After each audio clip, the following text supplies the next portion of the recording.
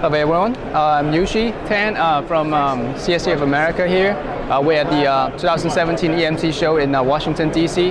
And this year we're doing the simulation meets measurement and how simulation can help you in the early stage analysis and also troubleshooting your device before sending it to the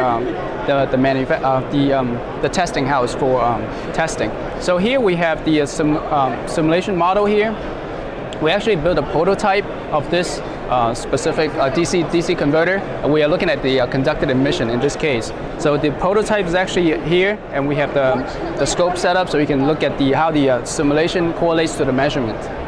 And from the EDA file, we can convert it into a 3D, and the setup can be seen over here, the board layout, and of course you can change the layout properties and the stack ups in the EDA import. And once we turn it into a 3D model, we can choose the appropriate solver to solve this specific problem. So in this case, we are using, so for conducted emissions, most of the time you go up to 150 kilohertz to 30 megahertz. But in this case, we go a little further because for automotive industry applications, the standard is usually 110 megahertz. So in this case, we are using the frequency domain solver. And if I activate the mesh view, you'll be able to see the tetrahedral mesh that's used to mesh this problem to be able to solve it. And the connection here, we have an EMI filter in the middle. We can switch between the different pin connections on the schematic to change this the behavior of this EMI filter, whether turning it on or off. And also we have two loads over here as well. This one is actually the USB connector, and we also have a PCB load with a bunch of resistors over here on the right. So once the 3D model is set up, actually one thing I need to mention is the boundary condition.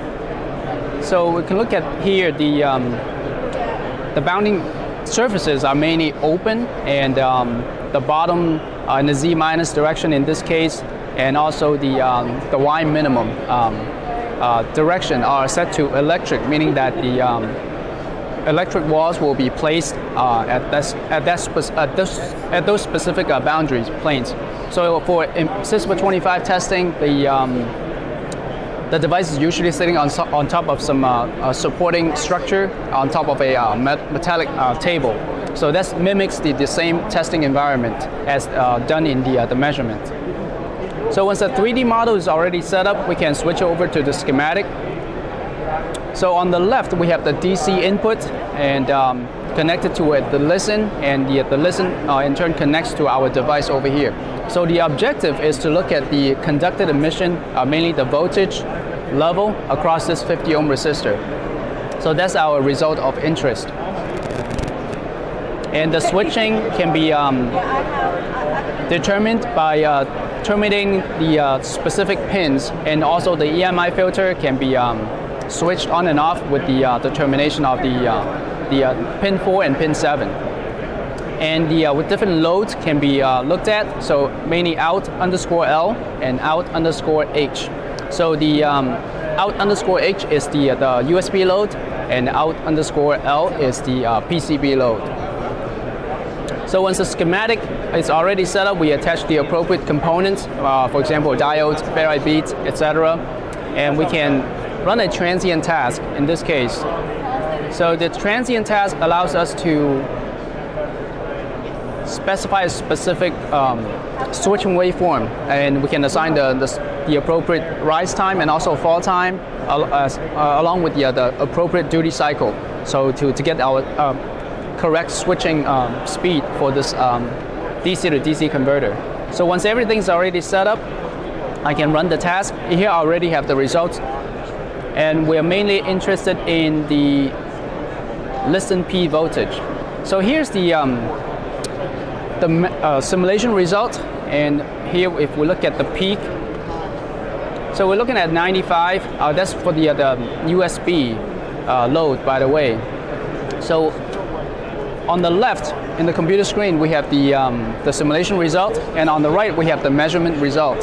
So here you can see that the switching at 488 kilohertz, that's how fast our chip is switching. the corresponding peak that we see at the fundamental frequency is actually at 489 kilohertz.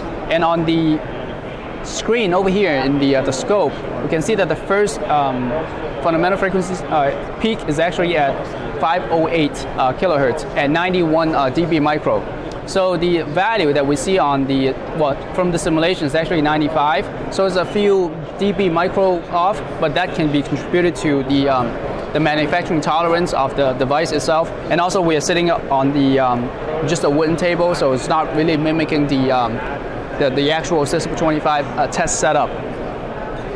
So we can see that here the peak correlates pretty well. And what's interesting here is the main peak at around 57 megahertz or so. You can also see it in the simulation and the measurement. And this peak, if you're trying to figure out what's going on, what's causing this peak, we can turn it into the 3D model again, and by applying some field monitor at the specific frequency. So mainly we have a current monitor defined at 57 megahertz. So we can look at the current surface current flow and determine what could be causing this peak at this specific frequency. So over here, if I switch over to the surface current and looking at 57 megahertz,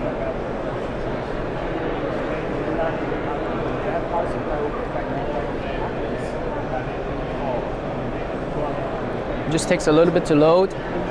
And okay, so now we can visualize the surface current plot. If I zoom in a little bit more,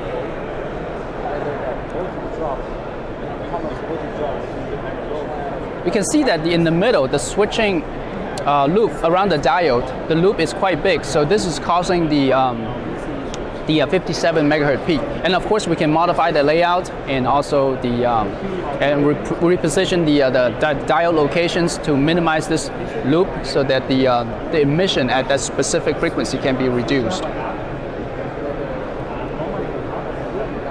And so that's it for the demonstration of the DC-DC converter for conducted emission testing.